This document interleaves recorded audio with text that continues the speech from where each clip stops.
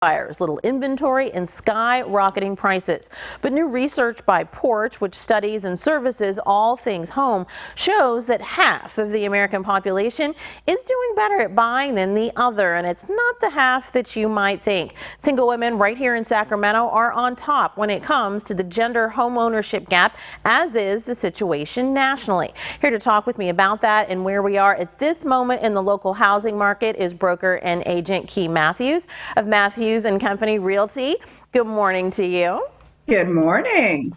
Women still only earn 84 cents for every $1 earned by men in this country. So off the top, it doesn't seem probable that their home ownership rate would outpace that of men. But that is what's happening. The single female home ownership rate in Sacramento is 6.6% higher than that of single men in the area.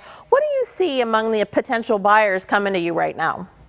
Yeah, so it's kind of an interesting statistic because if you really think about it, prior to the Fair Housing Act, widowed women actually required the co-signed signature of a male relative in order to get a home. But after the passage of the Fair Housing Act, which prohibited sexual discrimination in housing, women have been second.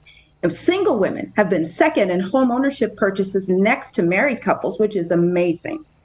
Despite making less money overall, women are more likely to make sacrifices when saving for a home. A study by the National Association of Realtors found that single women are more likely to cut back on non-essential goods, travel, things like that, to be able to make this kind of purchase. I know the relationship between a buyer and their agent can be very close. Is that the kind of stuff that you're hearing from some of your female clients, that they've really put a whole system in place in their lives to get to this point?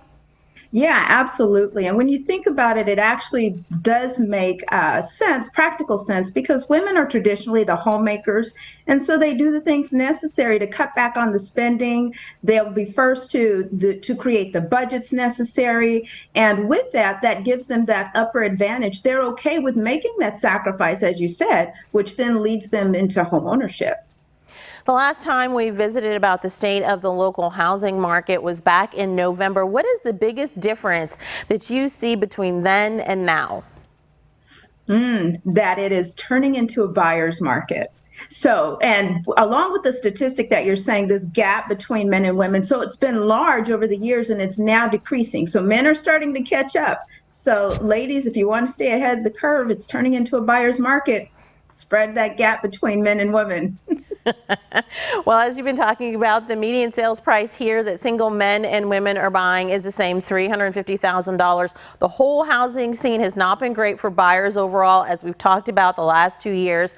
Realtor.com is backing up with what you're saying, that sellers actually may be running out of time to cash in like others have over this time. They're still in double digits, but new listing numbers have actually fallen for a fourth straight week. For the first week of August, homes are spending 3 days extra on the market than they were this time last year. What else does that say to you besides the fact that it's starting to become a buyer's market? What else is this telling you? It's telling us that the market is actually normalizing. You know, a normal market is anywhere from 2 to 3 months of inventory on the market. What we witnessed during COVID with the low interest rates, that was a unicorn market. And so now we're returning back to a normal market. The feds did what they had to do with regard to increasing the rate. So we're going to see rates probably stay around, 4.5%, 5%, 6%. But we are seeing those prices, as you mentioned, decrease as far as the listing prices over the past month and the month prior. They've been going down. And so I think that sellers realize that ship has sailed. They've got to start pricing homes at prices where buyers are going to jump in. All righty. So if it's starting to turn around, where do you see us this time next year?